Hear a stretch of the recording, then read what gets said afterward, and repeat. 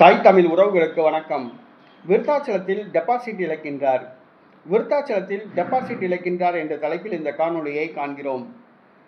விருத்தாச்சலம் இது 2006ஆம் ஆண்டு நடைபெற்ற தமிழக சட்டப்பேரவை தேர்தலில் விஜயகாந்த் அவர்கள் முதல் முறையாக வெற்றி பெற்ற தொகுதி.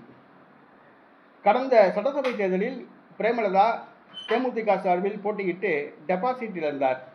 இந்த முறை திமுக கூட்டணியில் விருத்தாச்சலம் தொகுதியில் போட்டியிடுகிறார்.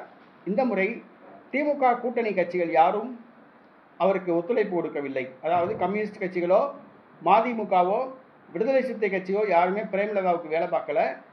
ஏன்னா இவங்க தேமுதிகவுடைய வருகை மற்ற கூட்டணி கட்சிகளுக்கு மிகப்பெரிய ஒரு சரிவை கொடுத்துருக்கு.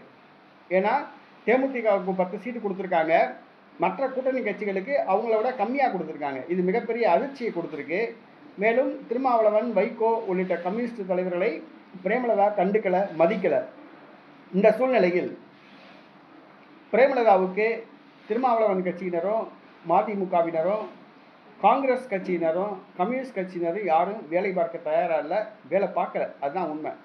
அவரை எதிர்த்து பாட்டாளி மக்கள் கட்சியில் வன்னியர் சமூகத்தை சார்ந்த ஒரு பெண் நிறுத்தப்பட்டிருக்காங்க. விருத்தாச்சலம் வன்னியர் கோட்டை.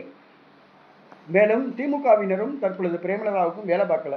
ஆக வருகிற சட்டசபை தேர்தலில் விருத்தாச்சலம் தொகுதியில் மிகப்பெரிய பின்னடைவை பிரேமலதா சந்திச்சிருக்காங்க. பிரேமலதா வருகிற சட்டசபை தேர்தலில் விருத்தாச்சலத்தில் வெற்றி பெற மாட்டாங்க. அவங்க டெபாசிட் இழப்பாங்க. முதல் இடத்தை பாட்டாளி மக்கள் கட்சி பெற்று வெற்றி பெறும் என கணிக்கப்படுகிறது. பிரேமலதா டெபாசிட் இழக்கக்கூடிய ஒரு சூழ்நிலை ஏற்பட்டுள்ளது.